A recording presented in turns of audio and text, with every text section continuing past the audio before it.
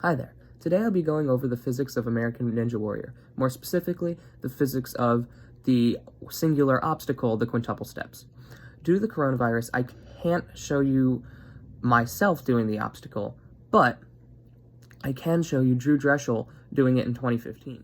And Drew Dreschel on the course, bounding through the quintuple steps. Has always been known as one of the fastest competitors, but he went out on just the second obstacle in the Miami finals last year, and that really affected him. Yeah, and Drew says he's going to slow it down, be smart, but still have some fun out here. This is now Drew's 5th year competing. Really has become a different ninja, or a more mature Drew Dreschel, a more measured Drew Dreschel. But he's still an amazing athlete. He's so light on his feet. And he's... So as you saw, Drew Dreschel was doing the quintuple steps on his first attempt. That was the first obstacle he did. I showed 2 more just because I think American Ninja Warrior is cool and I had some extra time. So, getting into the physics. Kinetic energy and speed play a huge part in the quintuple steps. So, there are 2 ways you can go about completing the quintuple steps. You can go by Drew Dreschel's way, or you can go by Casey Catanzaro's way. Be super focused. All eyes are on Casey Catanzaro. Nice 2-foot technique here on the quintuple steps. So, Casey's method is to jump directly at the board, whereas Drew's method is to actually jump at a less extreme angle, and this allows him to maintain a higher speed going towards the end of the obstacle, because if you remember, the obstacle is really just a straight line, but you have to jump from board to board to board in a diagonal pattern. To further explain this, I can show both scenarios using the same weight and speed. I'll be using 70 kilograms and 10 meters per second. Okay, so basically, 2 things you can realize right off the bat is that the kinetic energies for both methods are the same because we're using the same mass and speed of the total added 2 components. However, what you really want to look at is the horizontal line for both of them. This one right here and this one right here. This is important to look at because we're looking at how fast you can move through the obstacle. And since we're using the vector quantity of velocity, we know that we can break it down into 2 components, the horizontal component and the vertical component, to add up to this one line right here and here. So now when you're doing the 45-degree angle, your speed is actually going to be lowered. And that means your kinetic energy is going to be lowered. And since we know that a 45-degree angle means that the 2 speeds will be equal, it means the 2 kinetic energies will be split in half, right? So then, as we go like this, we solve for velocity being 7.07 meters per second. In this case, with a 30-degree angle, the kinetic energies will not be split evenly, and the velocities will not be split evenly. So, when you solve for velocity, you end up with 9.31 meters per second. And this method too, is Drew's method. So you can see that you move faster when you use Drew's method. Another component of the quintuple steps is momentum, and another component of American Ninja Warrior is efficiency.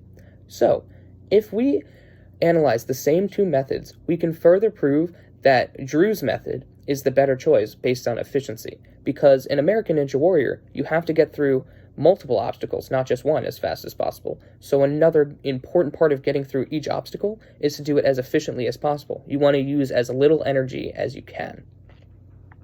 So, we can look at the impulse required to switch directions using both methods in each example. So, just an FYI, I'm going to say that we keep the same speed going between each jump. So, the impulse will be from the original speed to the same speed in the opposite direction, just for math purposes. Okay, so what I did was I used the impulse equals force times time, or it equals mass times the change in velocity. So we can get that the velocity is 7.07 based on the property of 45, 45, 90 triangles. So it'll be the same as the vertical, even though what we're looking at is the horizontal right here. Just want to make that clear. Even though they're the same number, we're actually looking at the opposite direction from what we were looking at before. Okay, so then our change in velocity would just be double what our velocity is because we're going to 0 and then back to the same number, but in the other direction. So then our impulse is just 14.14 times 70, which is equal to 989.8 newtons times seconds. So then in our next situation, our impulse is the same equation, but we didn't have a velocity given, so we had to use our earlier given velocities, which was 10 and 9.31, and then we had to square each of them, like Pythagorean theorem. C squared minus b squared equals a squared. So then the remainder, which was 13 point something, the square root of that would be our velocity in the horizontal direction. So that is 3.65, and our change in velocity, which again is to 0 and then back to 3.65 in the other direction, is 7.3.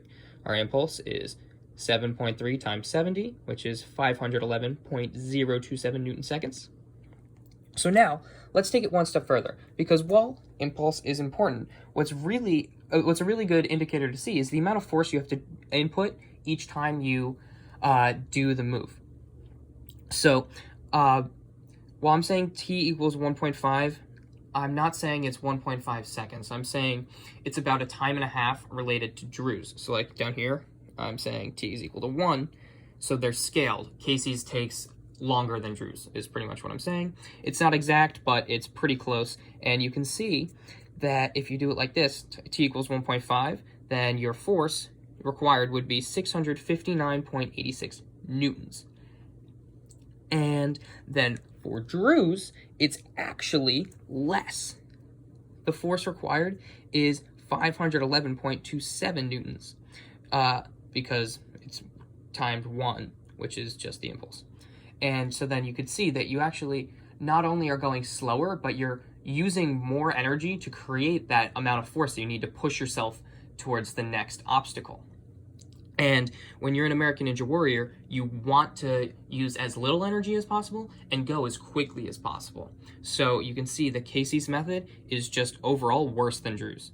Unlike most sports, American Ninja Warrior is relatively new. This leads for dissension in method of completion. By using physics, I can find which methods are the most efficient and quickest. My advice to a new ninja would be to think. This sport requires way more thought than you would ever have thought. Sometimes it's smarter to do something in a more difficult way in the moment to save your strength for a later obstacle that requires more strength at the end.